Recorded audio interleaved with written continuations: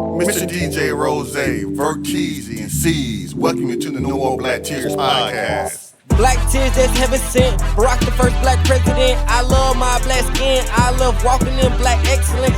Black power, let's represent. All black, that's evident. I'm sure MLK and Malcolm X both didn't die for the hell of it. Strap your seatbelt, go and settle land. What makes you think that we would sell our land? We wouldn't sell our land. What makes you think that we would go ahead and try to sell out then? No more black tears, black on black kids. Love us as is, love with passion. Paying black bills, learning black skills, making black meals. Black is backing. Big shout out to Fred Hampton.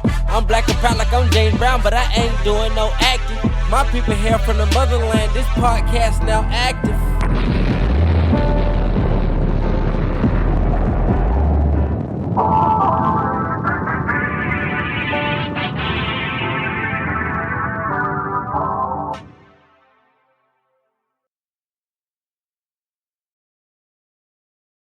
No More Black Tears Radio, No More Black Tears podcast.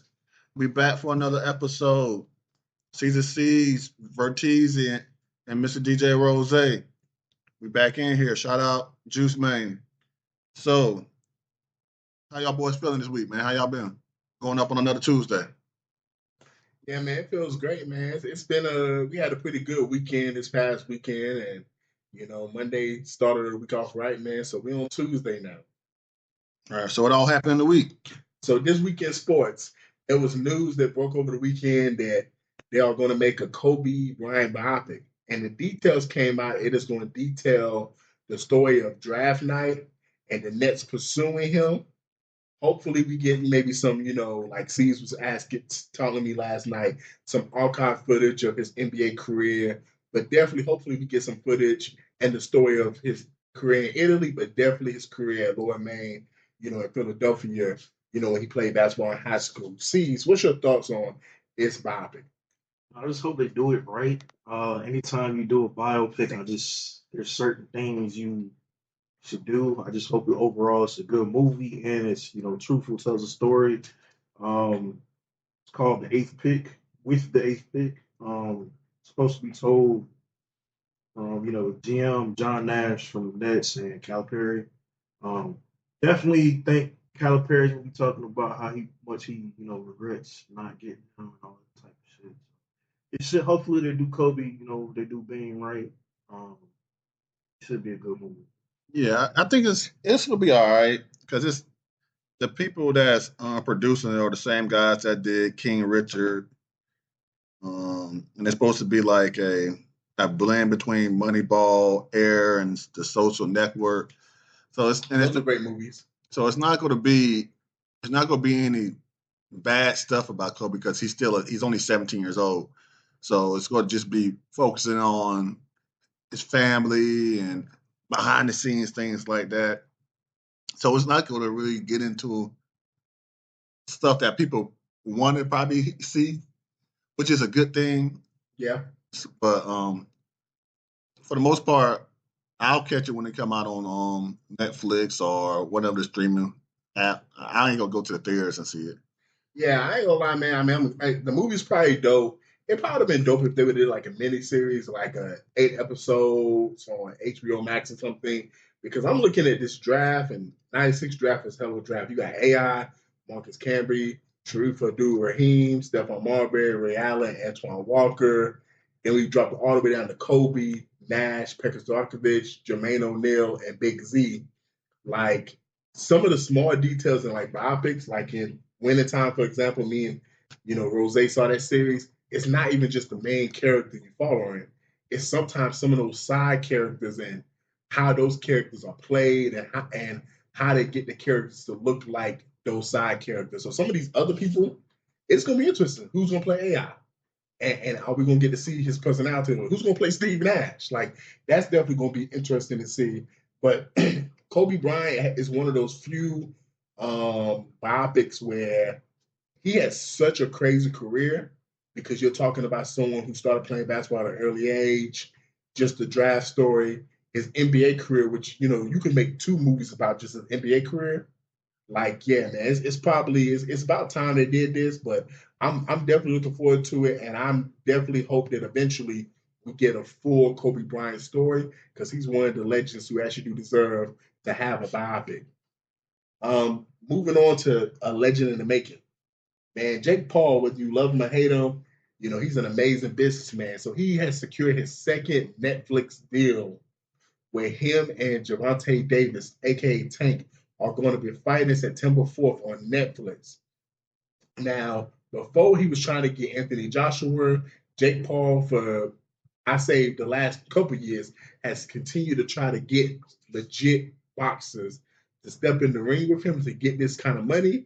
The biggest name he got was Mike Tyson, but we know how old Mike Tyson was.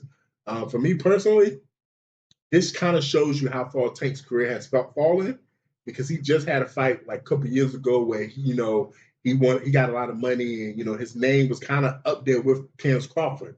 He was one of the hottest boxers in the sport, but he had a whole bunch of legal trouble, a whole bunch of stuff going on, and this kind of shows that he kind of probably needed the money. I just hope that he actually gets in the ring and doesn't embarrass himself, because there is speculation that he's going to take a dive. So, Tank, if you hear this, man, hey, man, go in that ring, beat that white boy, because if you beat Jake Paul like you're supposed to, and you do it handily, the money you made from this fight is going to pale in comparison the money you can get to face the winner out of Canelo and Crawford. Because that's what this fight really is for, if y'all want to be real. Whoever wins this fight is going to put themselves in position. Maybe not Jake Paul, because I don't see Canelo taking it, but definitely Tank. If you win this fight, you'll put yourself in position to face the winner out of Crawford and Canelo. Yeah, man. I think it's going to be good entertainment, but it sucks as a boxing fan watching this because it's an expedition, so it's not even going to count. So it's like, yeah, you getting paid, Tank, but and Jake Paul, yeah, you getting paid too, but man, put your heart on it. Put your heart on the line, man. Go in and do something. I know Jake Paul is a way bigger human being than Tank Davis is, but Tank Davis is a way better boxer than Jake Paul is. So it's kind of like when Floyd fought Conor McGregor. McGregor was a lot bigger than Floyd, but they made a lot of money. Floyd was just more skill, and they made a lot of money. So it's like it's going to kind of be like that fight. I think Jake Paul is going to do a little stuff in the first couple of rounds. How many rounds is it? Do we know 8? I think it's only or 8. 10. All right, okay, 8. So probably in the first 3 rounds, Jake Paul's going to do something, and then Tank is probably going to finish him off in the next 5 rounds. But I also heard a rumor, I don't know if it's true or it's a rumor, that Roach is supposed to be fighting Mayweather now, because since Tank didn't want to fight Roach. Because, they said Roach was supposed to win that fight against Tank, but he didn't knock the champ out. So Roach is supposed to be fighting Mayweather. But yeah, that's gonna be interesting.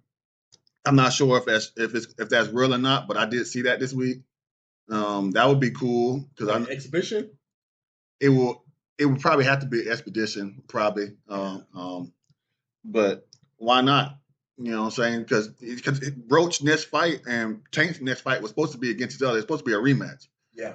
But they say Tank dodging them or whatever. But Tank, get the money. Get your money. I ain't mad that he's getting the money, but don't embarrass yourself and embarrass the sport, man. Oh yeah, for sure. Definitely knock that white boy out, even though it's an expedition. Yeah. It's kind of getting to the point, man. It's like Jake Paul, if you want to be taken seriously as a boxer, you're going to have to actually start fighting. Like, you're going to have to get in the actual boxing circuit and not just do these exhibition matches. But, I mean, people are still going to watch it. Apparently, people love to see that shit. And if Tank throws this fight, man, I mean, are we going to enjoy? Is that really actually going to be enjoyable? It's just not. It's not going to be enjoyable. And then it's gonna ruin his career. And then as far as Tank, man, like there was a rumor about a month ago that he was retiring, and I was like, oh damn. But I mean, I guess behind the scenes they're saying he's frustrated with some of the fights he's not able to get, or maybe to pay. It's just one of them shits. I mean, this is the state of boxing we're in. I mean, there's only 1 or 2 names now where you're really looking at it. The one coming up soon, I'm not gonna mention it, but. And besides that, man, it's like these exhibition matches. It's getting to the point. Like I don't know, man. It's getting. Hey, man. So last weekend wasn't an exhibition, man. There was real games that was played to open the college football season. The biggest game was Iowa State versus Kansas State. And that was a pretty good game with Iowa State winning. We got a couple games we got more games on the slate this week. This is going to be the official start of the college football season, man.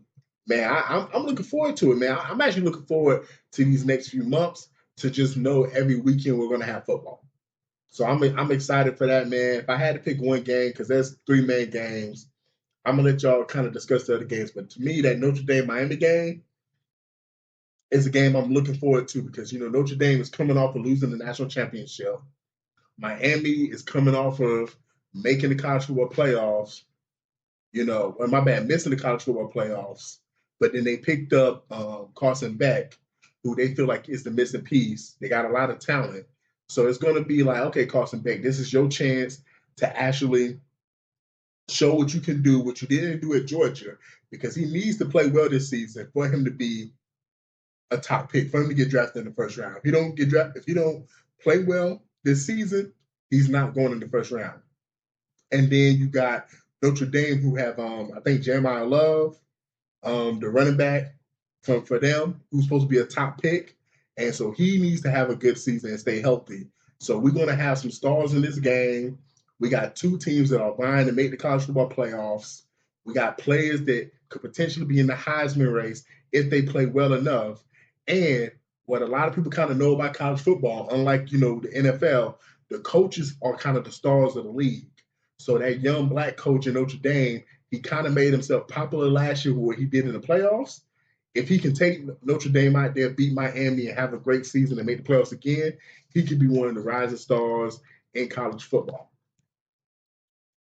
Yeah, I'm just gonna do one game because I know we talked about some of the games last week, but the game that I'm most interested in seeing is Georgia Tech at Colorado Friday night.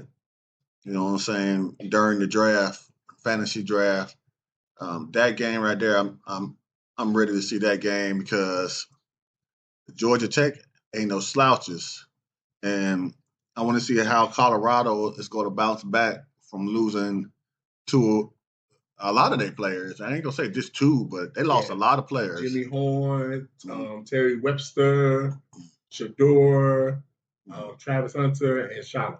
Yeah, so I want to see what they gonna do, and is Deion Sanders still gonna be considered one of the best head coaches in the country? Yeah, man. It's a couple matches, man. I'm really gonna focus on Saturday, but I got one game for Friday. Providence State Army.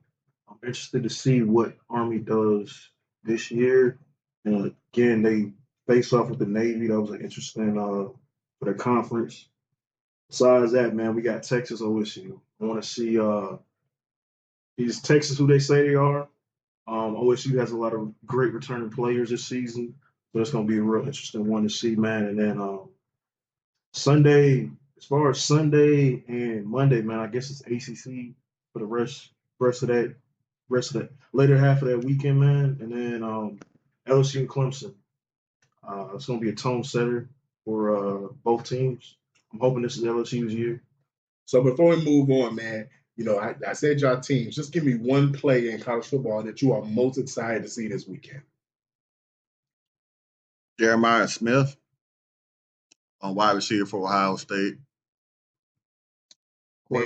Quarterback from Bryce Underwood from Michigan. He was the number 1 overall prospect. And Archie Manning, man, I want to see what he does against Ohio State, man. Are you really the guy that everybody say you've been for the last couple of years, man? So those are some good picks, man. So players that, people are going to be excited to see this year in the NFL. Henderson, McLaurin, and Brian Robinson Jr. all have got a situation resolved. Henderson, he got a pay raise, so he ended his holdout. McLaurin signed a 3-year, $96 million extension, so he's going to come back to the Commanders. And Brian Robinson Jr., he did not get a contract, but he did get traded to the 49ers for a 5th-round pick. Out of all these moves, the most impactful move to me is Hendrickson. He's the best player on that defense. the Bengals defense was horrific last year. I'm talking about like historically bad. You cannot take the best pass rusher on that defense off, and it's going to get better. So the fact that he's in his holdout, he's going to play. Like, that's good for the Bengals because they're going to need him if they're going to compete. Because the defense is probably going to be bad with him, to be honest, if I'm being real. It just would have been dumb stupid had he not played. So to me, that's probably the biggest move out of these 3 moves that's going to lead to hopefully a team having success. Yeah, man. I mean, with Trey Anderson, it's really go time for him now. Like, he's got the incentives for 60% to play for playing and then extension. So then he goes to what, free agency next year? Yeah, he'll be a free agent next year. So I mean, he got paid. He's gonna bump up his stats. So that's a good one. And then Brian Robinson Jr. They thought you were extended. You literally you're replaceable. Your 2 slots got filled. Those 2 other players filled your slot. So no surprise there. Surprise for you, but not everybody else.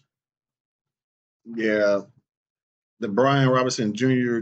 trade, it makes me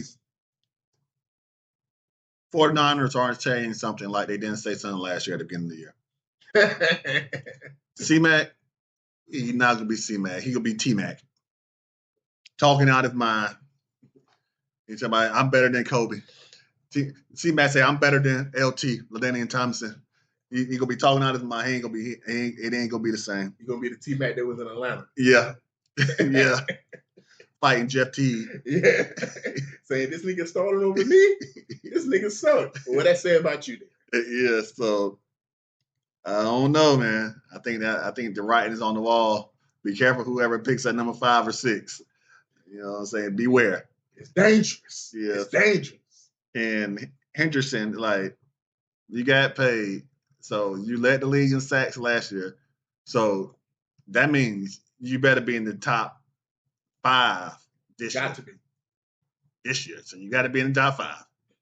You got to have at least 15 sacks. At least 15. Man. At least 15. And with that offense, he should have 15. Yeah, and I ain't even going to say you got to be in the top 5. You got to at least have 15 sacks. It's 17 games. You got to have 15 at least. I mean, when you think about it, man, is there any other pass rusher on his level that plays on a team with such a high-powered offense? I think the Cowboys are going to be a high-powered offense this year. So Micah. So he got a chance to lead the league in sacks. Maybe Adrian Hutchinson, if he's back healthy. Yeah, so him. That's probably the only 3 real pass rushers that probably play on a team where we expect the offense to put up points. Yeah, so, yeah. Because Bosa, we don't expect them to put up points. Max Crosby, that's dead. Like you said, Bosa, that's dead. You know, so to be honest, the best pass rushers, TJ Watt, the best pass rushers, if they get their sacks, they're gonna be getting their sacks from behind. Yeah, so that's all I had on those guys. So speaking of Terry McLaurin and Brian Robinson Jr., they both in the NFC. So this week we're going to give our outlook on the NFC. We're going to talk about our predictions for the NFC in terms of the divisions, as well as the players to watch out for. So for me, I don't have too much change going on in the NFC East. I just think the Eagles going to run on with that division. Like, I feel like Washington is going to put up a fight. I feel like New York is just there to be there. Them niggas going to be sorry. I'm sorry if you're a Giants fan. And then for the Cowboys, I just feel like they're going to put up points at times, but I just feel like they're going to just be doing stuff that's going to be fucking themselves up. And I just don't know what's happening with Michael Parsons, bro. Like, he still hasn't, said he's going to play yet. And if he doesn't play, the Cowboys defense was kind of like the Bengals defense. Like, it's bad. And if Michael doesn't play, that defense is just horrendous. And we still don't even know, are the Cowboys going to be able to run the ball this year? Like I'm not confident in any of their running backs in fantasy. So to me, the Eagles haven't had that much change. I'm confident with them. NFC North, to me, that was the hardest division to pick because I can make a case for any team. I can make a case for the Packers, the Lions, the Vikings, maybe the Bears winning that division, but definitely the other 3 teams. And I just feel most confidence in the Lions because they get Adrian Hutchinson back. And I think Adrian Hutchinson is probably the best defensive player in that division. He's coming back healthy. He's one of the better pass rushers in the league. So now you got someone to get after the quarterbacks in that division. So I feel like the Lions are going to maintain their edge. And I feel like this is going to be an amazing year for Jamar Gibbs. I feel like he's going to kind of hit the scene and be one of those premier running backs this year. NFC West, to me, I just was not confident in a lot of the teams in the division. And I just, for some reason, I feel like the 49ers, even though they lost some players, I feel like they're healthier than it was last year. I feel like that defense is going to be better. They got Robert Saleh back coaching that defense. So when he was there, that defense was the number one defense in the league. I feel like they're going to take that division. That's probably the most risky pick I picked out of all these divisional winners, but that's the one that I feel most confident about. And then I got to go with my Falcons for the South, man, because I just really feel confident about Phoenix Jr. I really feel confidence in the offensive talent we have, what we did defensively in the draft. I think the Saints is going to be a dumpster fire. I feel like the Saints is going to be that one team that people won't play, and that's an easy win. They just announced today they're going to start Spencer Rattler. Like, that's horrible if you're a Saints fan. And then with the Panthers, I feel like they'll be cool, man, but I'm still not big on Bryce Young. And then we'll see what Baker Mayfield and boys do. But they say Chris Godwin is still kind of hurt or whatever, and their defense is still somewhat trying to find itself out. So I feel confident in the Falcons. And then the wild card, man, the three teams I got, I feel like Jaden Daniels is too good not to make the playoffs. He's going to make the playoffs. And then Jordan Love, I feel like he's going to make the playoffs with the Packers. I feel like they're going to be another team that's going to make attention. And then I'm picking a team from the NFC West. I was big on this guy last year, so I'm going to stay big on him because I like a lot of the pieces they have there. I'm going to go with Seattle, man. I like what Seattle got going on there. I like the fact they got some good defensive players. Their defense was pretty decent last year. I like Sam Darnold at quarterback. I like the receivers that they have. I think the Rams could be in that contention, but for some reason, I just feel like maybe Devontae Adams is closer to the end of his career than we want to believe. And we might be looking at the situation where he's kind of done for. I actually feel pretty good about Cooper Kupp. He's not going to be the old Cooper Kupp. But if you're telling me, can he get you 800 to 1,000 yards this year? I feel like he can do that. And he's one of the best run blocking receivers, and that's what the Seahawks like to do, like to run the ball.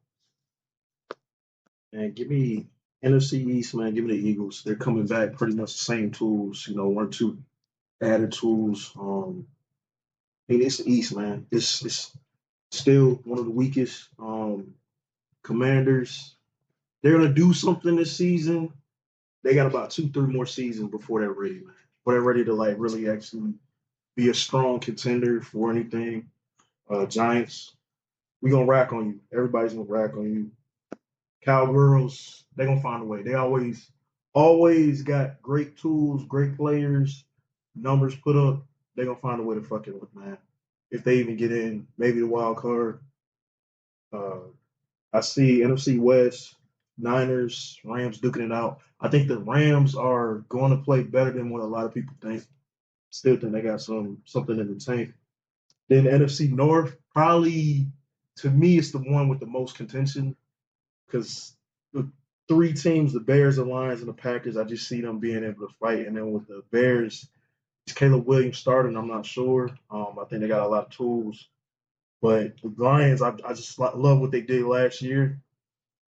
And then the South, man, give me the Bucks. I'm not even going to go into the rest of the teams, but just give me the Bucks out of that. Yeah, so I'm gonna start off with the South. The South, the mouth of the South. You know what I'm saying? I think the Buccaneers will probably go win that division. I want the Falcons to do it. It's just that I got to see it to believe it. Just off of what the Bucs did, their offensive power. They drafted wide receiver out of Ohio State. He's a dog. You know what I'm saying? Limbo? Yeah. They still got the $1,000 receiver. You know what I'm saying? And they got Godwin. They got a lot of weapons. Bucky Irvin. I see them. I just see them squeaking it out. I see them probably getting 11 wins, and Falcons probably have 10. And they see North. I'm going with the Lions. Because they should have went to the Super Bowl last year. Golf choked it up again, just like he did in the Super Bowl. Choked it up, and so even though they choked it up, so I'm gonna go Lions.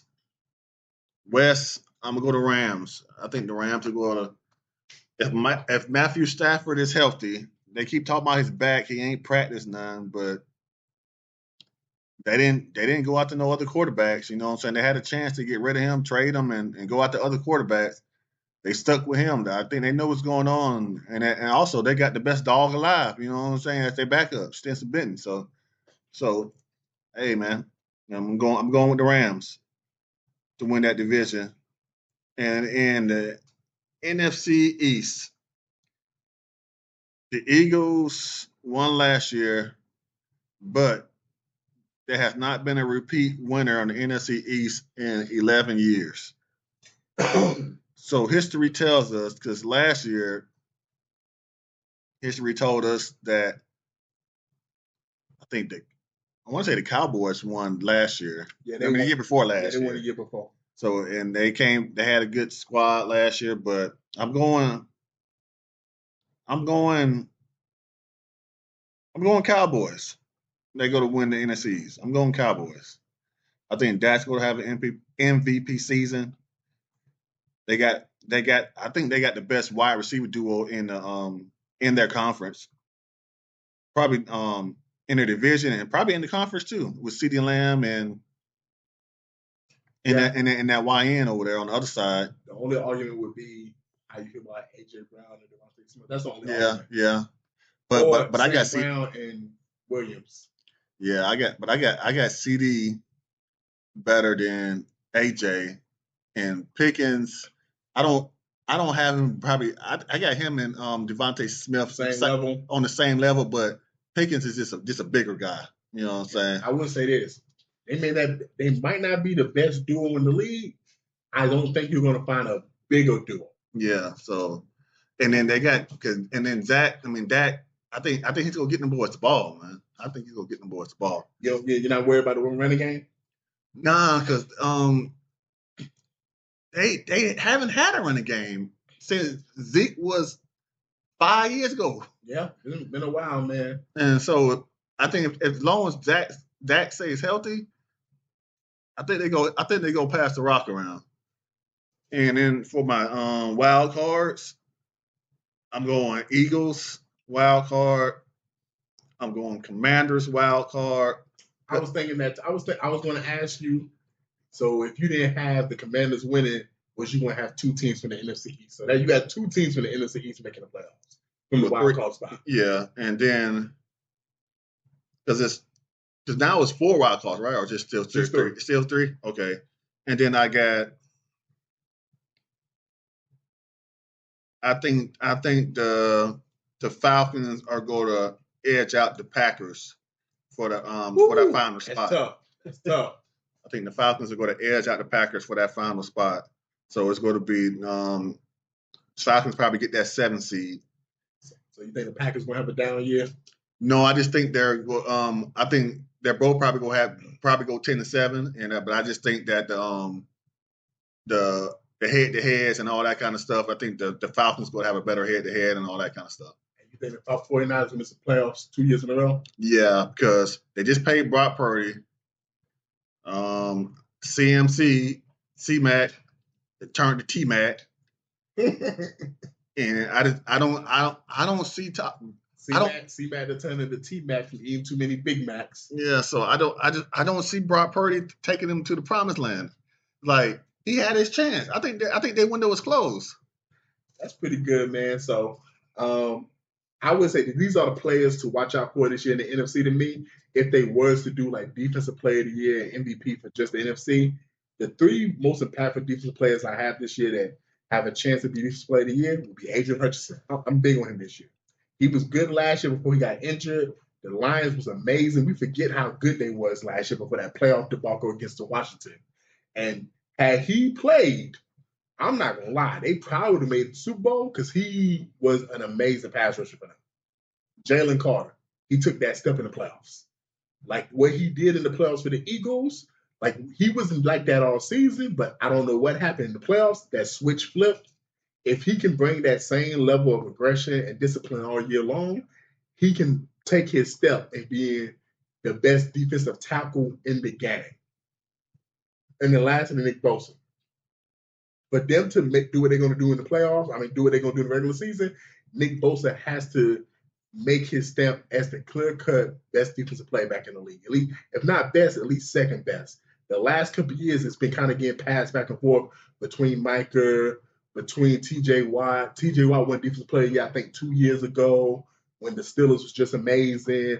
Max Crosby has had his, hand on the crown. And then last year, I think Myles Garrett won defensive player of the year with how good the Browns were. The year before when the Browns made the playoffs. So Nick Bosa has to kind of, take his crown back if the 49ers are going to make that, step towards the playoffs. And then just MVP, I only got one quarterback on my list. The only quarterback I got is Jalen Hurts because I just feel like after winning that Super Bowl, man, it's the level of confidence he's going to have, throwing the ball, running the ball. I feel like he's going to play like he did at Alabama. I feel like he's going to just play like he did at Alabama, Oklahoma. He's going to play free. Like there's nothing for him to prove. Like he's already done what no one thought he could do. Be named Super Bowl MVP. When Jalen Hurts got drafted, nobody thought he could do that. He'd already did it, so now he can just go out there and get the balls to Saquon, A.J. Brown, Devontae Smith, and just play with them boys. And I got 2 running backs on the list, man. I'm really big on Bijan this year. I was big on Bijan last year. And that second half of the season, he turned up. He turned up so much second half of the season, in most fantasy leagues, he's going number 2. That's how big I was on him. And I'm going to be honest, I would take him number 1 overall if I had to pick in fantasy. That's how big I am on his ability to impact the games this year. But Jamar Gibbs, we saw what he did when David Montgomery went down.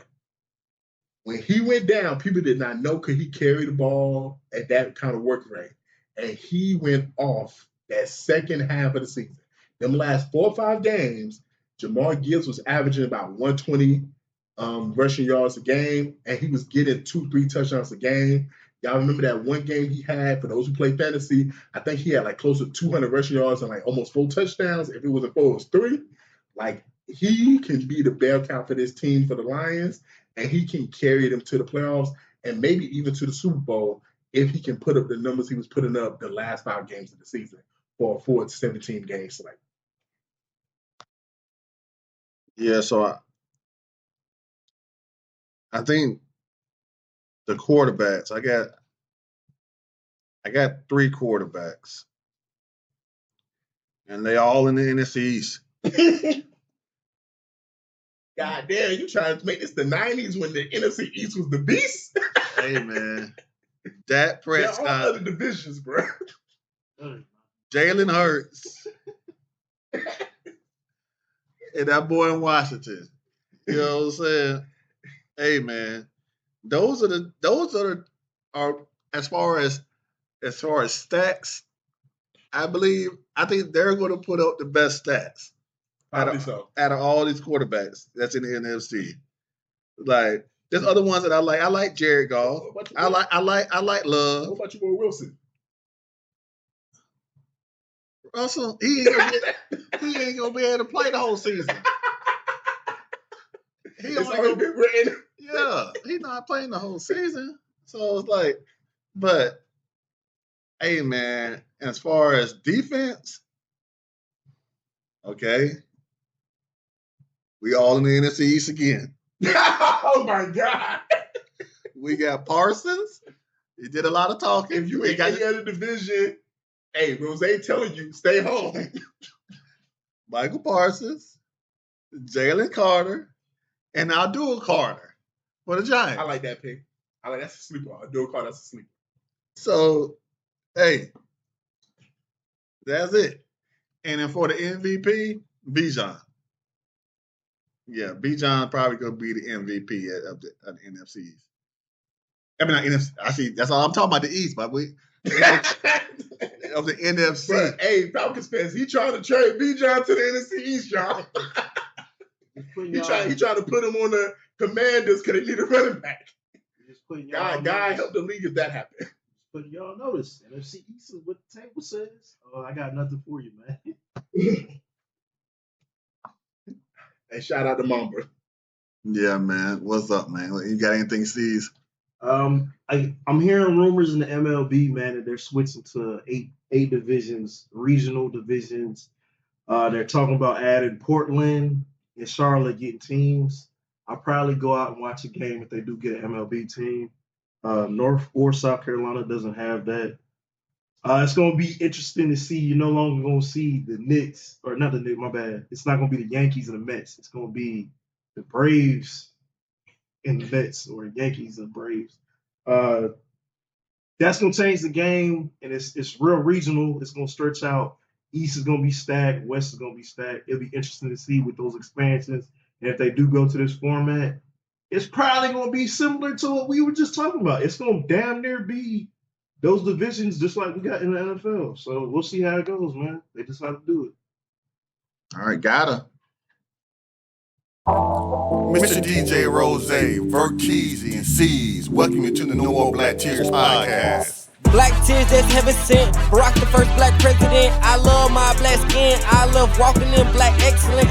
Black power, let's represent. All black, that's evident. I'm sure MLK and Malcolm X both didn't die for the hell of it. Strap a seatbelt, go and settle land. What makes you think that we would sell our land? We wouldn't sell out now. What makes you think that we would go ahead and try to sell out then? No more black tears, black on black kids. Love us as is, love with passion. Paying black bills, learning black skills, making black meals. Black is backing. Big shout out to Fred Hampton. I'm black and proud like I'm James Brown, but I ain't doing no acting. My people here from the motherland. This podcast now active.